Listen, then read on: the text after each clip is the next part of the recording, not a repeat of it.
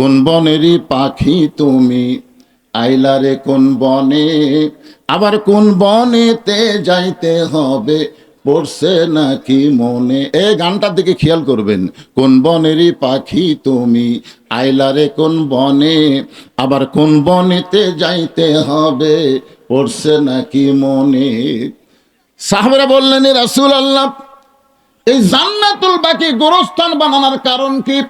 রাসূল বললেন, মরার পরে আমরা সবাই একসঙ্গে থাকতে চাই।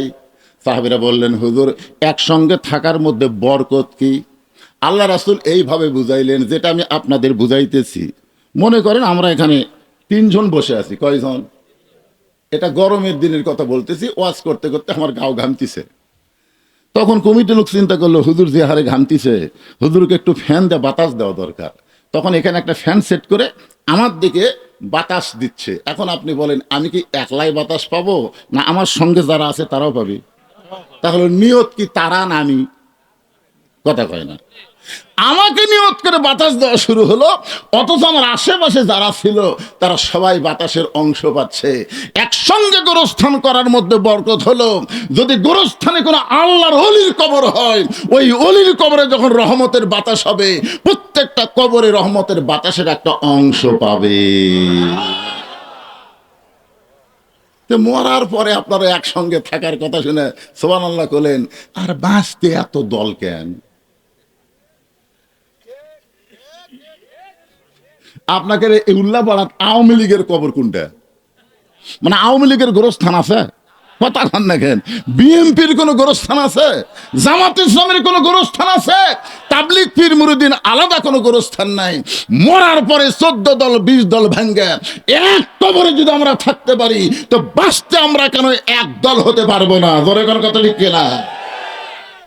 এই ওয়াজ তো আল্লাহ কোরআনে বলেছেন, ওয়াতাসিমু বিহাবলিল্লাহি জামিআ ওয়ালা তাফাররাকু। তোমরা বিচ্ছিন্ন হয়ে না, তোমরা একতাবদ্ধ হও।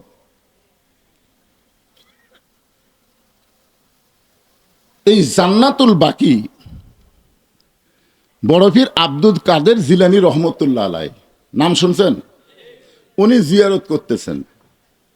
উনি যখন জিয়ারত করতেছেন, এমন সময় এক মুরিদ বলতেছে, হুজুর, আপনি চোখ বন্ধ করলে গোটা পৃথিবীর খবর বলতে পারেন।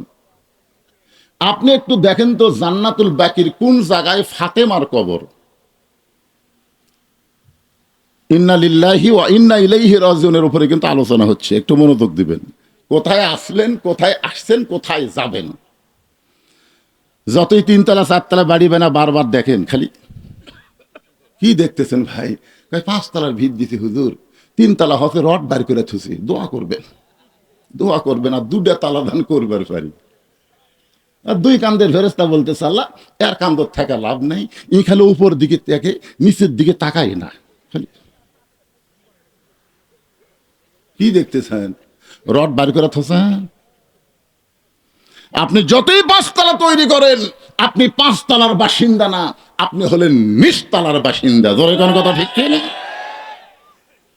কিন্তু যেদিন ডাক পড়িবে, কিন্তু যেদিন ডাক পড়িবে কবর মাঝে যাইতে, জোগাড় কিছু করছো বন্ধু তার মাঝে বিছাইতে। আপনার বলেন তো, কিন্তু যেদিন মানে কোন দিন?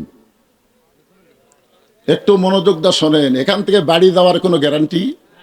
একটা লোক বলেন, হুজুর আমার বাড়ি সবচেয়ে কাছে, তো ওই রাস্তার ওই পারে আমার বাড়ি, হুজুর আমি যামই, এই কথাটা বলেন তো দেখি। তাহলে মাত্র রাস্তার ওই পাশে বাড়ি যাওয়ার গ্যারান্টি যদি না থাকে, কি নিয়ে আমরা অহংকার করব? সবাইকে যাইতে হবে, কেমনে যাওয়া লাগবে এই বিষয়টা একটু মনোযোগ দিয়ে শোনার দরকার আছে না? হ্যাঁ, সবাই একটু মনোযোগ দেন। জুয়ান হন, বুড়া হন, ছোট বাচ্চা হন, এদিকে খেয়াল করেন। আব্দুল কাদের জিলানী রহমতুল্লাহ আলাইহি বললেন, রে মুরিদেরা, আমি চোখ বন্ধ করলে শুধু দুনিয়ার খবর জানি না, আল্লাহ আমাকে এত যোগ্যতা দান করেছে, চোখ বন্ধ করে আল্লাহর আরশ পর্যন্ত আমি দেখতে পাই। মুরিদ কি বলছে? যে আপনি চোখ বন্ধ করলে গোটা দুনিয়ার খবর বলতে পারেন। কিন্তু আব্দুল কাদের জিলানী বলতেছে, আল্লাহ আমাকে এত ক্ষমতা দান করেছে, জালিকা ফাদলুল্লাহ ইউতিহি মাইয়াশা, আল্লাহু যুল ফাদলিল আযীম। আল্লাহ আমাকে এত ক্ষমতা দান করেছে, আমি চোখ বন্ধ করলে শুধু দুনিয়া না আল্লাহর আরশ পর্যন্ত দেখতে পাই। এই কথা বলার পর আব্দুল কাদের জিলানী ছোট বাচ্চার মতন কান্না শুরু করেছে। মুরিদরা বলে, হুজুর আপনি কান্দেন কেন? আব্দুল কাদের জিলানী বললেন, এই জান্নাতুল বাকির মধ্যেই মা ফাতেমার কবর আছে, কিন্তু কবরটা কোন জায়গায় এটা কিয়ামত পর্যন্ত কেউ বলতে পারবে না। যেই বলেছে জান্নাতুল বাকির মধ্যেই ফাতেমার কবর, কিন্তু কবরটা কোন জায়গায় কিয়ামত পর্যন্ত কেউ বলতে পারবে না। সমস্ত মুরিদ বলে, হুজুর কেন বলতে পারবে না? আব্দুল কাদের জিলানী বললেন, ফাতেমা হইলেন জহুরা। আল্লাহ রাসূল বলেছেন, সাইদাতুন নিসাই আহলুল জান্নাহ ফাতেমা তু জহুরা। সমস্ত মুরিদ বলে, হুজুর জহুরা মানে কি? আমার মায়েরা যারা পর্দার অন্তরালে, আপনাদেরকে সমন্বয় করে কথা বলতেছি, কারণ পুরুষ মানুষ শুধু ভালো হলে হবে না, নারীদেরকেও ভালো হওয়া লাগবে। জোরে কোন ঠিক কি না? আপনার বলেন তো, ইয়াজিদ নামে একটা ব্যক্তির নাম শোনেন আপনারা? আবার হোসাইনের নাম আপনারা শোনেন? আপনার বলেন তো, ইয়াজিদের মায়ের নাম কি? একটা লোকও জানে না রে। ইয়াজিদ কি মাটি ফেটা হসে না একটা মায়ের পেট থেকে হসে? তাহলে হোসেনের মায়ের নাম ফাতেমা সবাই জানেন, তো ইয়াজিদের মায়ের নাম জানা লাগবে না? বাংলাদেশে ইয়াজিদের মতন সন্তান আছে না নাই? জোরে কোন আছে না? কথা বলেন। এরকে মা ওকে আজকে ওসমান হাদিকে যে গুলি করেছে, সে ফাতেমার গোষ্ঠীর সন্তান না, সে ইয়াজিদের মায়ের মতন মায়ের সন্তান। জোরে কোন কথা ঠিক কি না? হ্যাঁ, ইয়াজিদের মায়ের নাম আজকে আপনাদের বলে দে, এটা মুখস্থ রাখবেন। মায়ের নাম হলো লাইসা বিনতে সাইবা। হ্যাঁ, এটা মনে রাখবেন। এর আগে আমি প্রতাপ মাহফিলে বলেছি কয়েক বছর আগে, এগুলা মায়ের নাম মনে না রাখলে তো বিপদ। কারণ সামনে যে সাওয়াল পাওয়াল আসতে থেকে হাতের মধ্যে মোবাইল। আমি একটা হুজুর টেজত আসতেছি, খুব তড়িহড়ি করে হাত ধরে টানতেছে, টানিস কে হুজুর? একটা সেলফি। আগেকার লোকেরা হাতের সঙ্গে মুসাফা করতো, দোয়া নিত, আর এখনকার ছেলেরা হাত টানে একটা ছবি। কি জালেমদেরকে টানতে সেলফি তুলবার চাই, ওই কোন মায়ের সন্তান এটা আমাদের জানার অধিকার আছে না নাই? জোরে কেন আছে না নাই? ইয়াজিদের মায়ের নাম হলো লাইসা বিনতে সাইবা, আর হোসাইন রাদিয়াল্লাহুর মায়ের নাম হলো ফাতেমা তু জহুরা। সমস্ত মুরিদ বলে, হুজুর জহুরা মানে কি? আব্দুল কাদের জিলানী বললেন, জহুরার অর্থ যদি শুনতে চাও তাহলে মনোযোগ দিয়ে শোনো। এশার নামাজের পরে হযরত আলী যখন বাড়ির ভিতরে, রাতের সবচাইতে শেষ নামাজের নাম কি? আরো জোরে কোন। আমি ফরজের কথা বলতেছি, আপনি তাহাজ্জুদ গেলেন কেন? তাহাজ্জুদ নামাজ। সাহাবীরা প্রশ্ন করলে, ইয়া রাসূলুল্লাহ, 5 ওয়াক্ত নামাজ আর তাহাজ্জুদ এই দুইটার মধ্যে পার্থক্য কি? আল্লাহ রাসূল বললেন, 5 ওয়াক্ত নামাজ হলো ইবাদত আর তাহাজ্জুদ হলো মহব্বত। তো সাহাবীরা বললেন, হুজুর ইবাদত আর মহব্বতের পার্থক্য কি? আল্লাহ রাসূল বলেন, ইবাদতের বিনিময়ে মানুষ জান্নাত চায়, আর মহব্বতের বিনিময়ে মানুষ আল্লাহ চায়। বুঝতে পারলেন? আমরা 5 ওয়াক্ত নামাজ পড়ে কি চাই? জান্নাত চাই। জোরে কোন কি চাই?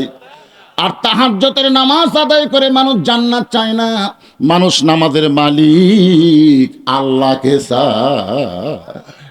এর মধ্যে তাহাজ্জুদ লিয়ে আসে না, এটা কিন্তু মারাত্মক ওয়াজ। থাক, 5 ওয়াক্তই পড়ে না তাহাজ্জুদ। এখন হয়তো বলবেন, হুজুর ফজরের নামাজ তো রাতের শেষ নামাজ। ফজর কিন্তু রাতের নামাজ না, ফজর হলো সবে সাদেকের নামাজ। একটু মনোযোগ দিয়ে শোনেন। এশার নামাজ আদায় করে হযরত আলী যখন বাড়ির ভিতরে, যেদিকে তাকায় সেদিকে আলহামদুলিল্লাহ, বাড়ির যেদিকে হযরত আলী তাকায় সেই দিকে আল্লাহর প্রশংসা। ফাতেমার দিকে তাকায় দেখে সুন্দরী ফাতেমা সাইদা গুইদা বসে আছে। হাসান হোসেনের দিকে যেই মাত্র তাকাইছে, সুন্দর কাপড় পরে সাইদা গুইদা রাখছে। বিছনার দিকে যখন তাকায় সুন্দর করে সাজাইছে। আপনার বলেন তো, একটা পুরুষ মানুষ বাহির থেকে যখন বাড়িতে যায় আর বাড়ির পরিবেশ যখন সুন্দর দেখে, তার অন্তরটা আল্লাহ জান্নাতের নিয়ামত দিয়ে ভরে দেয়। আর আমরা বাড়ি বাহির থেকে তখন বাড়ির যাই, যাই দেখি এক বাচ্চা ফ্যাঁ ফ্যাঁ করে কান দিচ্ছে, আর একটা ধুলের মধ্যে পড়ে আছে। বইয়ের দিকে তাকা দেখে কাপড় চুপড় সব ময়লা পরে আছে, বিছনাপত্রের দিকে তাকা দেখে বিছনার চাদর গুছাত হচ্ছে, ল্যাপ একটা ফেলে দেওয়া হচ্ছে, ভ্যালুস একদিক কাত হয়ে আছে। স্বামী কয় বেড়াই ভালো রে, বেড়াই ভালো। বাড়ির মধ্যে থাকতে পছন্দ করে না, পুরুষগুলো চাষটালে সময় দেয় কিন্তু বাড়ির বইয়ের কাছে সময় দেবার পারে না। আলী আল্লাহর আসমানের দিকে তাকায়া আল্লাহর শুকুর আদায় করে বললেন, আলহামদুলিল্লাহ। ও ফাতেমা, এত সুন্দর করে ঘর সাজাইছো, এত সুন্দর করে সাইজা গুইজা বসে আছো, হাসান হোসেনকেও এত সুন্দর করে সাজাইছো, আমার মনে হয় তুমি কোথায় যেন বেড়াতে যাইবা। সঙ্গে সঙ্গে ফাতেমা হাসান হোসেনকে বুকের মধ্যে নিয়ে ওদের দুই বাচ্চার দুই গালে চুমো দিয়ে বলে, বাবা তোমরা দুই ভাই একটু অন্য ঘরে যাও, তোমরা দুই ভাই একটু অন্য ঘরে যাও, তোমার বাবার সঙ্গে আমার গোপন কিছু গল্প আছে। হাসান হোসেন মুচকি মুচকি হাসি দিয়ে যখন অন্য ঘরে যায়, এমন সময় ফাতেমা ঘরের দরজা বন্ধ করে দেয়। যেই ঘরের দরজা বন্ধ করেছে, সঙ্গে সঙ্গে হযরত আলী মাথার টুপি খুলিছে। এতক্ষণ মাথায় কি ছিল? কিন্তু যেই বউ দরজা বন্ধ করছে, সন্তান দুটা বার করে দিয়ে, তখন আলী দেখতেছে এই সুন্নত আর চলবি। আপনারা কি মনে করেন হুজুররা সবসময় মাথার টুপিতে থাকে? আল্লাহ রাসূল কি সবসময় মাথার টুপি দিয়ে ছিল? বদরের যুদ্ধের দিন রাসূল ঘরের মধ্যে গেল, কিছুক্ষণ পরে যখন ঘরের দরজা খুললো, সাহাবীরা তাকায় দেখে নবীর মাথার টুপি নাই, টুপির জায়গাত হেলমেট। নবীর গায়ে জুব্বা নাই, নবী সৈনিকের পোশাক পরেছে। নবীর একটা কোমরের বেল্ট নবী টাইট করতে পারেনি নিজে, আলীকে ডাকতে বলে, আলী আমার কোমরের বেল্টটা একটু টাইট করে দাও তো। হযরত আলী যখন কোমরের বেল্ট টাইট করতেছে, আবু বকর বলে, ইয়া রাসূলুল্লাহ আপনি আল্লাহর নবী। রাসূল ধমক দেবেন, আবু বকর আমি আল্লাহর নবী ঠিক, কিন্তু আজকে বাতিলের বিরুদ্ধে হকের পক্ষে আমি হব আল্লাহর সেনাপতি। জোরে কান সুবহানাল্লাহ। সারা জীবন মেসওয়াক করলে কত সওয়াব, টুপি মাথার দিলে কত সওয়াব, এই সওয়াবের বর্ণনা দিচ্ছেন। কিন্তু বাতিলের বিরুদ্ধে হকের লড়াই করলে কত সওয়াব, এই ওয়াজ অনেক বক্তারা করবার চাই না। জোরে কান কথা ঠিক কি না? হযরত আলী মাথার টুপি খুলে রাইকা দিয়ে বউকে দুই হাত বাড়ায় ডাকতেছে, কারণ সন্তান দুইটাকে বের করে দিয়া যখন দরজা বন্ধ করছে, প্রত্যেক পুরুষ মানুষ মাত্রই বোঝে এখন কিছু হবি।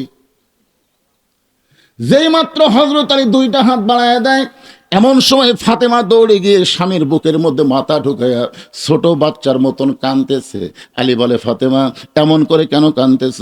ফাতেমা বলে, আর কোনোদিন ঘর সাজাবার পারবো না, আর কোনোদিন সাইজা গুইজা আপনার সামনে দাঁড়াতে পারবো না, আর কোনোদিন হাসান হোসেনকেও আপনার সামনে সুন্দর করে সাজাবার পারবো না। ওগো স্বামী আপনি জানেন কি, আজকে গভীর রাত্রে ফাতেমার মৃত্যু হবে। যেই মাত্র কইছে আজকে গভীর রাত্রে ফাতেমার মৃত্যু হবে, গাছের গোড়া কাটলে গাছটা যেমন পড়ে যায়, হযরত আলী তেমনি পড়ে গেলেন ঘরের মাঝায়। ফাতেমা মুস্কি মুস্কি হাসতেছে, মুস্কি মুস্কি হাসতেছে। স্বামীর পড়ে দেওয়া দেখে ফাতেমা মুস্কি মুস্কি হেসে দৌড়ে গিয়ে স্বামীর মাথাটা উরাতের উপরে নিয়ে কপালে একটা চুমো দিয়ে বলে, স্বামী গো এমন করে আপনি কেন পড়ে গেলেন? আমার বাবা বলেছেন আলী হচ্ছেন আসাদুল্লাহিল গালিব। আমার বাবা বলেছেন আমি আনা মাদিনাতুল ইলমে ওয়া আলী ও বাবুহা। আল্লাহর নবী বলেছেন কিয়ামত পর্যন্ত হযরত আলীর মতন সাহসী বীর কেউ হবে না, কিয়ামত পর্যন্ত আমার আলীর মতন কোন জ্ঞানী ব্যক্তি দুনিয়াতে আর আসবে না। সুবহানাল্লাহ। জ্ঞানের দিক দিয়ে হযরত আলী কয় নম্বর? আবার শক্তির দিক দিয়ে, তাহলে যিনি শক্তিশালী মানুষ, জ্ঞানী মানুষ, বইয়ের মরার খবর শুনে এরকম পড়ে যাওয়া লক্ষণ ভালো? যেরকম লক্ষণ ভালো। কারণ জ্ঞানী মানুষ তো বিশ্বাস করতে হবে দুনিয়া থাকার জায়গা না, আসলে যাওয়া লাগবে। কথা কর নাকি? যারা বোকা গর্ধপ তারাই 3 তলা 5 তলা 7 তলা বিল্ডিং বানায়, আর জ্ঞানী মানুষ কবরটা কেমন তার জান্নাত হবে এই চিন্তায় প্রতি কদমে কদমে হিসাব করে। জোরে কোন কথা ঠিক কিনা? হযরত আলীর মতন জ্ঞানী কেউ নাই। আল্লাহর নবী যখন মদিনার প্রেসিডেন্ট হলেন, মদিনার রাষ্ট্রপতি হলেন, ওই সময় হযরত আলীকে আল্লাহর নবী শিক্ষামন্ত্রীর দায়িত্ব দিয়েছিলেন। নবী যখন মদিনার প্রেসিডেন্ট, ওই সময় শিক্ষামন্ত্রী হলেন হযরত আলী। ধরে কোন সুবহানাল্লাহ। আবু বকর রাদিয়াল্লাহু যখন মদিনার খলিফা হলেন তখন শিক্ষামন্ত্রী হলেন হযরত আলী। উমর ফারুক যখন মদিনার খলিফা হলেন ওই সময় শিক্ষামন্ত্রী হলেন হযরত আলী। ওসমান গনি যখন মদিনার খলিফা হলেন ওই সময় শিক্ষামন্ত্রী হযরত আলী। খলিফা পাল্টায় কিন্তু শিক্ষামন্ত্রী পাল্টায় না। সুবহানাল্লাহ কবেন না? আজকে 90% মুসলমানের দেশে যদি আলীর মতন শিক্ষামন্ত্রী থাকতো তাহলে প্রাইমারির কবর হতো, প্রত্যেকটা প্রাইমারিকে নুরানি মাদ্রাসা হিসেবে স্বীকৃতি দেওয়া হতো। জোরে কোন কথা ঠিক কি না? আজকে প্রাইমারি কি হয়? আপনাকে এলাকার প্রাইমারি যে একটু দুই একদিন সার্ভে করে দেখেন তো কি হয়। ওটি ছোট বাচ্চাদেরকে শিক্ষা দিচ্ছে, একদম বাগডম ঘোড়াডম সাজে, ঢাক ঢোলক ঝাঁঝর বাজে, বাজতে বাজতে চললো ঢুলি, ঢুলি গেল কমলা ফুলি। আপনার বলেন তো এর মধ্যে একটা কথা সত্যি আছে? এই মিথ্যা কথা শিক্ষা দিয়ে মাস গেলে 50,000 টাকা বেতন পায় এই 90% মুসলমানের দেশে। শিক্ষামন্ত্রী যিনি বর্তমান বাংলাদেশের দায়িত্বে শিক্ষা উপদেষ্টা ওই জানি না, রাসূল বলেছেন খায়রুকুম মান তাআল্লামাল কোরআন ওয়া আল্লামাহ। ওই ব্যক্তির চাইতে দামি সম্মানী কোনো ব্যক্তি নাই যে ব্যক্তি কোরআন শিখেছে এবং অপরকে কোরআনের শিক্ষা দেয়। আপনারা বলেন তো মুসলমানের ঈমান রক্ষা করার জন্য 1 নম্বর শিক্ষার নাম কি? আরো জোরে। অথচ আমাদের বাংলাদেশে 90% মুসলমানের দেশে আমরা তেমন শিক্ষামন্ত্রী পাইলাম না। ফাতেমার স্বামীর মাথাটা উড়াতের উপরে নিয়ে কপালে একটা চুমো দিয়ে বলে, স্বামী গো এমন করে আপনি কাঁদবেন না। আপনি কি জানেন এই দুনিয়া থাকার জায়গা না, এই দুনিয়া আসলে যাইতে হবে। আমি যেই বলবো আসলে আপনারা বলবেন যাইতে হবে। দেখেন এর মধ্যে একটা মজা আছে, আসলে যাবেন। হ্যাঁ, প্রস্তুতি কেমন? প্রস্তুতি আছে তো? আর বলতেছে আরে সময় নাই তো, সময় আছে। আপনার বাড়ি যাওয়ার গ্যারান্টি যদি না দিবার পারেন তাহলে আপনি মাগরিব এশার নামাজ বাদ দিলেন কেন? গোরস্থানের মাহফিলেও আসন বাড়াইছেন, কারা কারা মাগরিব এশার নামাজ পড়েননি আমি হাত তুলবার কমো না, আমি হাত তুলবার বলবো না। কবরস্থানের মাহফিল আইছেন অথচ আপনি মাগরিব এশার নামাজ না পড়ে আওয়াজ শুনতেছেন, ফজর পর্যন্ত বাঁচার কোনো গ্যারান্টি নাই। তা আপনি মরে গেলে গোরস্থানত রাখলে কি হবে? ইমাম মালিক রহমতুল্লাহ বলেছেন তোমরা যদি জানো চিহ্নিত কোনো বেনামাজি মারা গেছে, ইচ্ছা করে নামাজ পড়েনি, এরকম একটা বেনামাজি মারা গেছে, বেনামাজি মারা গেলে তোমরা কি করবা? ছাত্ররা বলতেছে হুজুর আপনি বলে দেন। ইমাম মালিক বললেন রাস্তায় যদি কোনো কুত্তা মরে তোমরা কি করবা? ইমাম মালিক ছাত্রদেরকে বললেন রাস্তায় যদি কোনো কুকুর মরে তোমরা কি করবা? হুজুর রাস্তার কুত্তা মরলে ওই কুত্তা টান দেওয়া লাগবে, কারণ টান না দিলে মানুষ রাস্তা দিয়ে যাবে, কুত্তা পচিয়া দুর্গন্ধ হবে। তো ইমাম মালিক বললেন কিভাবে টান দিবে? তোমরা কি কুত্তারে গোসল করে দিবে? আচ্ছা না, গোসল করাবো কেন? তোমরা কি কুকুরকে কাফনের কাপড় পরে দিবে? না তা তো দেবো না। কুত্তারিকে তোমরা খাটনি তুলবে? তা তো তুলবো না। তাহলে কি করবো সেটা বলো। বলে পাও দড়ি লিয়েছে তাই না এক অজাকাত পুঁতে রাখবো। ইমাম মালিক বললেন একটা বেনামাজি মরলে এর চাইতে বেশি করা যাবে না।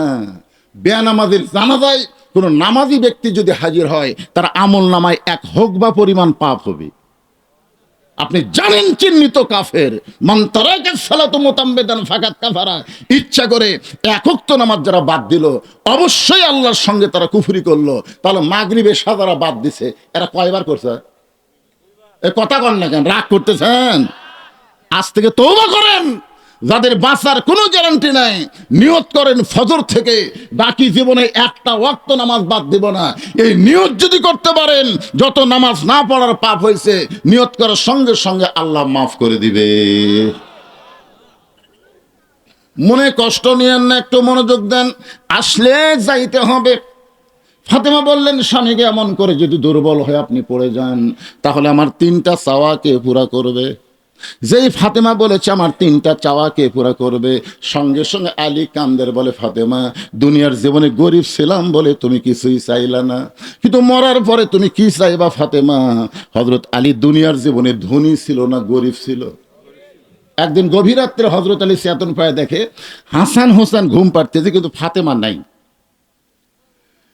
তো গভীর রাত্রে স্বামী চেতন পায়ে যদি বউ ঘরত না থাকে, যত বড়ই পীর সাহেব হোক, সন্দেহ হবে না? আলী কই কে রে, হাসান হোসেন ঘুম পাড়ে, আর মাও গেল কোথায়? দরজার দাঁড়িয়ে তাকায় দেখে কালো চাদর দিয়ে গভীর রাত্রে মরুভূমির ভিতরে ফাতেমা কালো চাদর মাথায় দিয়ে খুব জোরে জোরে হাঁটতেছে। আলীর সন্দেহ হয়ে গেল, এই গভীর রাত্রে ফাতেমা যাবে কোন জায়গায়। পিছনে পিছনে রওনা দেয়। আল্লাহর নবী যেই ঘরে ঘুম পাড়তেছে ওই ঘরে জানলার পাশে ফাতেমা দাঁড়ায় বলে, বাবা আজকে আমি বড় বিপদে পড়ে আপনার ঘরের জানলায়, আজকে যদি আমার মা খাদিজা জীবিত থাকতো তাহলে আমি কখনোই আপনার কাছে আসতাম না। কারণ মেয়েরা বাপের কাছে কোনো কথাই বলতে পারে না, মেয়েদের যত কথা সব হলো মায়ের কাছে। মেয়েদের কথা কার কাছে? আমাকে আল্লাহ কোনো ছেলে দেয়নি, বুঝলেন, 3টা মেয়ে দিছে। এই 3 মেয়ে যখন ছোট ছিল তখন ওদেরকে আমি বুকের উপর লেগে ঘুম পাড়ছি। 2.5 বছর করে প্রত্যেকটা মেয়েকে আমার বুকে রেখে রেখে ঘুম পাড়ছি। আমি একটা দোলনাও কিনি। আমার বউ কয় দোলনা কিনেন। আমি সারা জীবন নামাজ পড়ি নাই, বুড়া বয়সে মসজিদে চেয়ারে নিয়ে ঢুকছে। এরকম কিছু মুসল্লি আছে না নাই?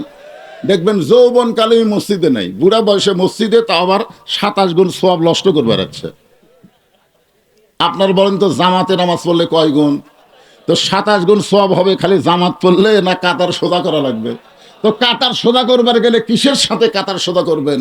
পায়ের গোড়ালির সঙ্গে গোড়ালি মিল করা লাগবে।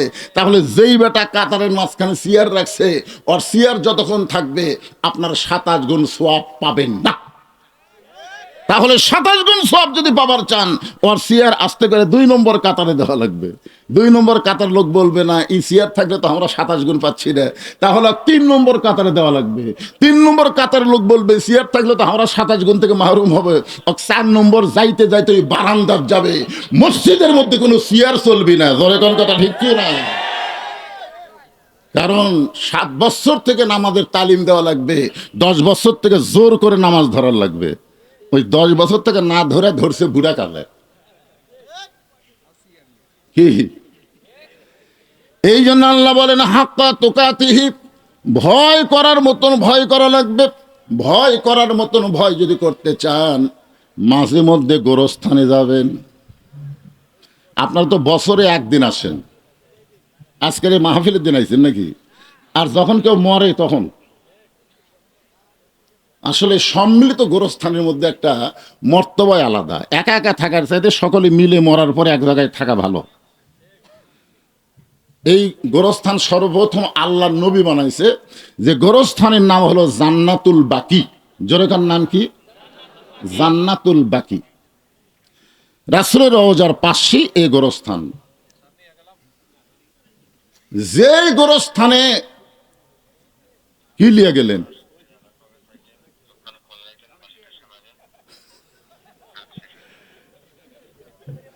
যেই গোরস্থানের গেটে লেখা আছে, এদিকে খেয়াল করেন, আমি যে আয়াতে কারিমার তাফসির করব তার তো আমি ধার দিয়ে যাই।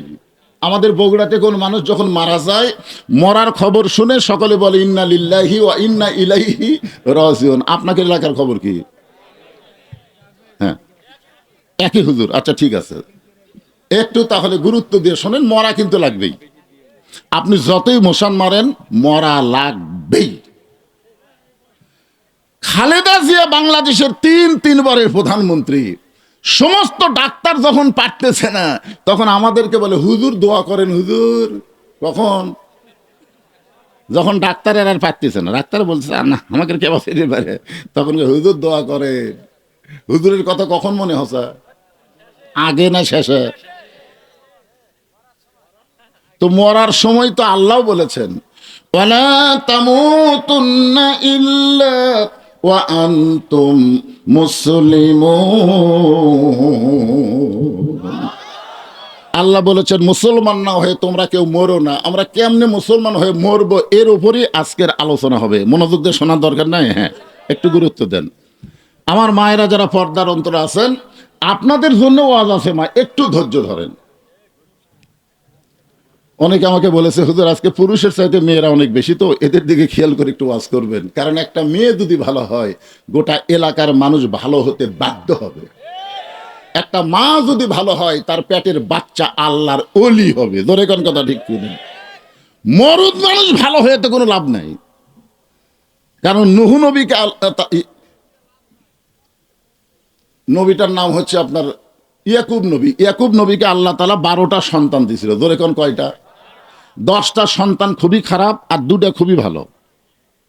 ইয়াকুব নবী একদিন আল্লাহকে বলেন, আল্লাহ আমার 2টা বনিয়ামিন ইউসুফ এত ভালো আর বাকি 10টা এত খারাপ কেন? আমি নবী হয়ে জন্ম দিলাম তারপরও 10টা খারাপ 2টা ভালো। আল্লাহ বলেন, ইয়াকুব তোমার বউ কয়টা? ইয়াকুব বলতেছে, আল্লাহ 2টা। বলে, তোমার যে বউ ভালো সে বউয়ের পেট থেকে সন্তান 2টাই ভালো, আর তোমার যে বউ খারাপ ওর পেটের 10টাই খারাপ। তার মানে বোঝা গেল নবী হয়ে জন্ম দিলেই ভালো সন্তান হবে না, ভালো সন্তান নিবার গেলে ভালো মা হওয়া লাগবে। জোরে কোন কথা ঠিক? এই জন্য যে মায়ের আইছে মায়েদের জন্য কিছু ওয়াজ আছে ইনশাল্লাহ। তবে যেটা বলতেছে একটু মনোযোগ দিয়ে শুনবেন। শুরুর থেকে মনোযোগ না দিলে ওয়াজ বুঝতে কঠিন হবে। হাক্কা তুকাতিহির উপরে ব্যাখ্যা করতেছে আমি। ভয় করার মতন ভয় করা লাগবে। আপনার বলেন তো, ভয় করার মতন ভয় আমাদের বাংলাদেশে কখন হয়? খেয়াল করে দেখবেন, দাদি কিন্তু বোরকা পরছে, নাতনির গাওয়াত বোরকা নেই।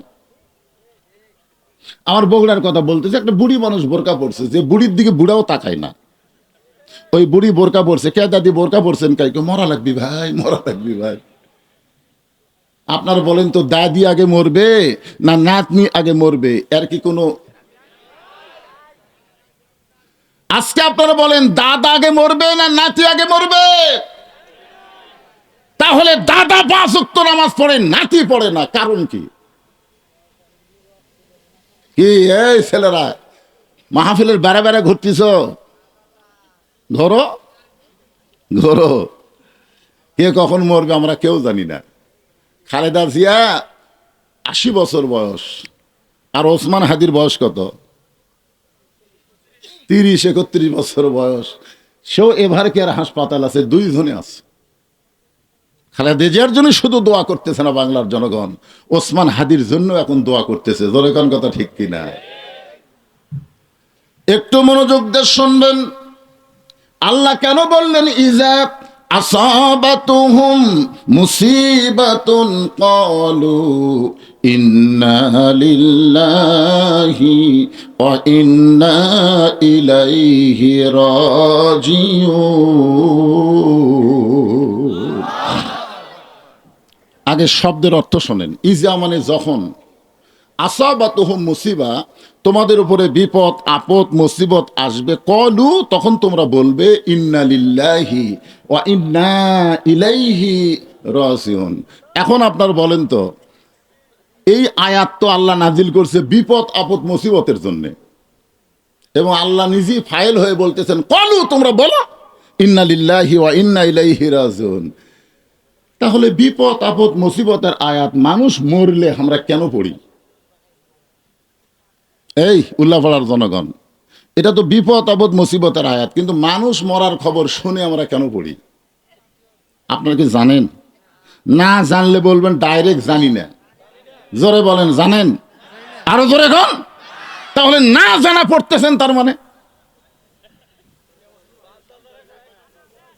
না না জানা আপনারা এতদিন হলে পড়ে আসতেছেন কেন? জানার মন চায় না তো? কোনোদিন তো কোনো হুজুর কয় না যে হুজুর বিপদ আপদ মুসিবতের আয়াত মানুষ মরার খবর শুনে আমরা কেন পড়ি?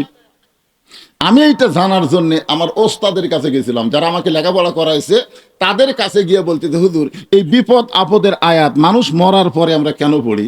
তা আমার এক ওস্তাদ বলতেছে আগে থেকেই হয়ে আসতেছে। এটা কোনো উত্তর হলো? আগে থেকে হয়ে আসতেছে। ইসলাম তো এটার নাম না, ইসলাম হলো দলিল ভিত্তিক আমল করা লাগবে। জোরে কোন কথা ঠিক কিনা? হাত আন্দাজে আমল করার দিন শেষ, আল্লাহর কোরআনের বাংলাদেশ। হাত আন্দাজে আমল করলে হবে? তবে কিছু কিছু মুরব্বী আমাকে বলেছে হুজুর মরাটাই হলো মানুষের জীবনের সবচাইতে বড় বিপদ। আপনারা বলেন আজকে অন্তর থেকে, মরা বিপদ না বাঁচা বিপদ? কোনটা বিপদ? বর্তমান বাংলাদেশের পরিবেশে ইমান নিয়ে বাঁচাই বিপদ, জোরে কোন কথা ঠিক কি, মরাই ভালো।